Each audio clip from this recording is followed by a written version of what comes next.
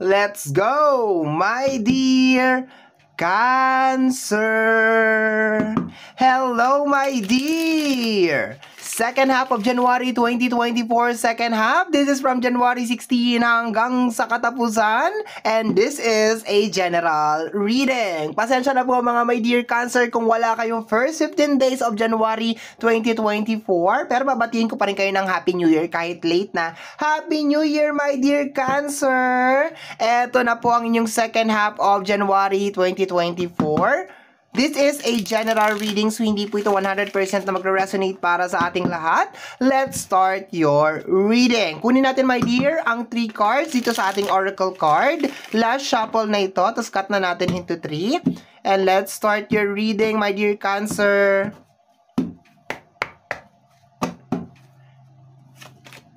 Tingnan natin, my dear Cancer, kung anong yung first card. Cancer. Okay, ano to? Evidence. Ay. Proof. Patunay. Okay, tingnan natin. Mukhang meron ka ditong madidiskubre. Or meron ka ditong malalaman, my dear, ha? Sa energy ng evidence. Okay, ano to? Real estate. Ay, posibleng may kinalaman sa mga properties. Okay, may kinalaman sa kayamanan, posibleng may kinalaman sa pera. Ayan, so meron ka madidiskubre. Posibleng lupa, kayamanan, mga bagay na ini-invest mo, mga bagay na pinaghihirapan mo. My dear, meron ka matutuklasan. Tingnan natin, ha. Ano to? My dear Cancer, ay! Death. Okay? Ay, malalim tong reading na to, my dear. Posible, my dear, na meron kang mga ipinupundar na parang nanganganib na mawala. Yun na nakuko kasi that is may kinalaman sa, 'di ba? Pagkawala. Okay? So, posibleng may mga nanganganib, my dear. Hindi ko naman siya kinukonclude, my dear, na wala na. Okay? Pero meron kang mga real estate kasi, my dear, may kinalaman to sa kayamanan, lupa, bahay, matagal mo nang pinupundar o kaya matagal mo nang pinaghirapan, my dear. And then parang meron kang matutuklasan na something na parang may mali, may something off. 'Di ba? Or possibly, my dear Cancer, expected mo okay na 'yon, malinis na yung mga dokumento, mga papel, or inaayos na, nilalakad na, and then ayon. Posible din, my dear, na meron pang mas malalim na issue. Posibleng hidwaan, hindi pagkakaunawaan, na may kinalaman sa usapin ng kayamanan or ng mga ari-arian. Okay, yun ang nakukuha ko dito, my dear. Kasi merong real estate eh. 'Di ba? Pero hindi naman to literal na lupa lang or bahay lang, posibleng may kinalaman sa pera. Pero medyo hindi maganda yung nakikita ko dito, my dear. Okay? So, tingnan natin, my dear Cancer, bakit ganyan ang cards na lumabas sa'yo. Tingnan natin, my dear Cancer. Last shuffle na ito. Posibleng meron ka marireceive, my dear, na balita na posibleng hindi mo magugustuhan. Okay? Tingnan natin bakit ganyan ang mga oracle cards mo, my dear. Okay, the 5 of Pentacles, energy ng kahirapan, my dear. Okay? So, maliwanag, my dear, na meron talaga nangyayari sa usapin ng pinansyal. Medyo magulo to, my dear. Medyo magulo. Posible, my dear, na meron sa inyo mga magbebenta ng property kasi real estate and the 5 of Pentacles. Ayan. Dahil nagkakaroon ng shortage, pero parang nagkakaroon talaga, my dear, ng problema sa usapin ng pinansyal. Ito kasi na energy ng death card, parang merong meron sumasabotahe. Yun na lang sabihin natin. Yun na nakukuha ko dito na energy. Parang merong tao na ayaw niya na maging successful ka, my dear. Yun na nakukuha ko dyan, okay? So, pero malalaman mo, my dear, kung sino siya, my dear, sa pagtungtong ng second half of January. Okay? So, may problema, my dear, sa usapin ng pinansyal. Kaya yung energy, my dear, ng real estate property, wealth, kayamanan, mayroon nangyayaring problema dito, my dear. Pera, mayroon nangyayari. And makikita mo, my dear, kung bakit nagkakaganon. Posible, my dear, na marirealize mo, my dear, bakit kaya laging kulang ang pera? Bakit kaya hindi nagkakasya? So, marirealize mo na, my dear, makikita mo na, my dear, second half of January, kung bakit parang kahit anong gawin mo, parang hindi mo na i-stretch yung budget, or ang dami mo nang naipundar, ang dami mo nang nagawa, pero wala pa rin talaga mga big changes na nangyayari. Okay? Tingnan natin, my dear. My dear Cancer, the Hermit, nagsisisi ka, my dear. Posibleng may kinalaman sa tiwala to, my dear. Posibleng baka meron kang pinagkatiwala dito, my dear, nagsisisi ka. Pakiramdam ko baka naabuso ka dito, my dear, or yung tao mismo na pinagkatiwalaan mo, siya mismo, my dear, yung gumagawa ng hindi maganda sa'yo. Okay? So, let's go tayo, my dear Cancer. Ang lalim ng reading mo ngayon, my dear, ha? Masyado siyang seryoso. Uy, bakit masyado kang seryoso? Ang seryoso ng reading mo, my dear. Tingnan natin, my dear. Okay.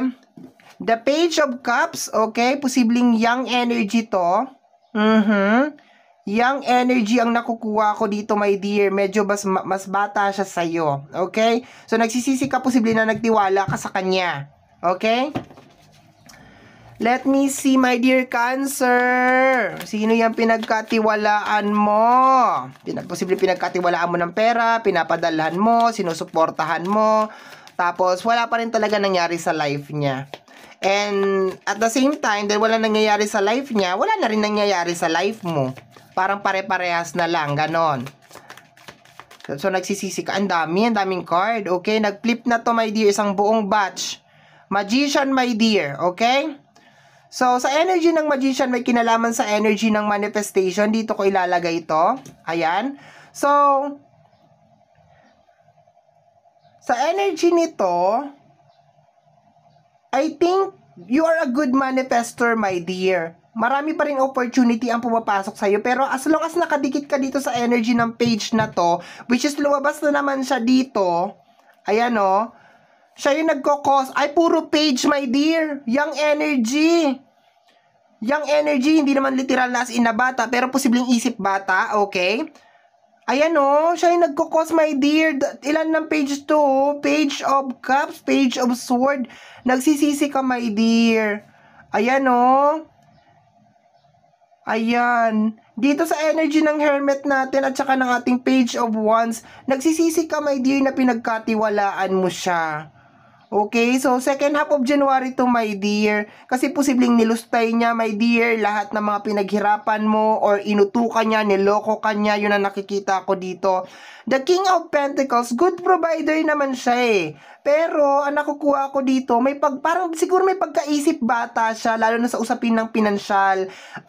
Gumagastos siya ng mga bagay o naglalabas siya ng pera na parang hindi niya masyadong pinag-iisipan, my dear Cancer. Yun ang nakukuha ko dito. Kumbaga, gastos na lang siya ng gastos, wala siyang pakialam kung paano mo pinaghirapan yung bagay na yun. So, parang nagkakaroon ka dito, my dear, ng pagsisisi kung bakit mo nakilala yung tao na to. Or for some of you, my dear Cancer, there's a tendency na baka merong young person na nag-i-stalk sa'yo, okay? Posibleng, my dear, na itong energy ng Death card is tapos na to, okay? Posibleng energy to ng wala na kayo, pero nag-i-stalk pa rin siya. Nandyan pa rin siya, umaaligid-aligid pa rin siya. Posibleng energy to ng past, okay?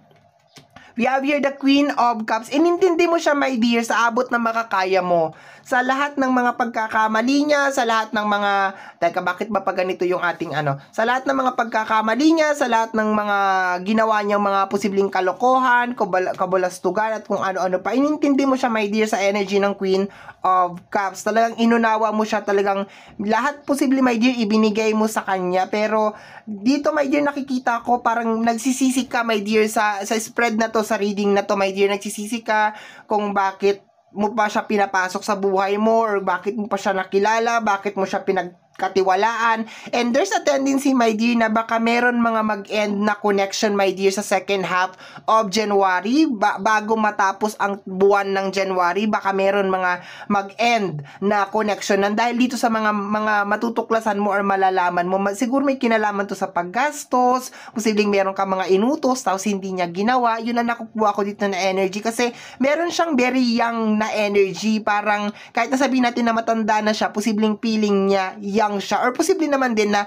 mas bata sa'yo itong energy na to. But so far, my dear, marirealize mo, my dear, na yung cause ng blockage, kung bakit hindi nagbabago, my dear, yung circle ng life mo o yung pag-usad ng buhay mo, my dear Cancer, is dahil dito sa person na ito. Okay? So, may kinalaman, my dear, sa mga property. Posible din, my dear, na baka meron mga nabibenta na mga property. Okay? We have here the Knight of Wands. Okay? Gusto mo na, my dear, natapusin to as soon as possible. Okay? Kasi negative blockage siya eh. Talagang blockage talaga siya sa'yo, my dear. Okay? So, my dear, mag-ingat, my dear, sa pagtitiwala sa mga tao sa paligid natin. Pahalagahan natin yung ating mga pinaghirapan and consider this reading as a guide, my dear, no? So, kung nararamdaman mo na nagre-resonate to sa buhay mo, I think baka tinatapik ka na ng ating buong may kapal na gumawa ka na ng action, my dear. Okay? So, my dear Cancer, yan ang reading mo para sa yung second half of January 2024.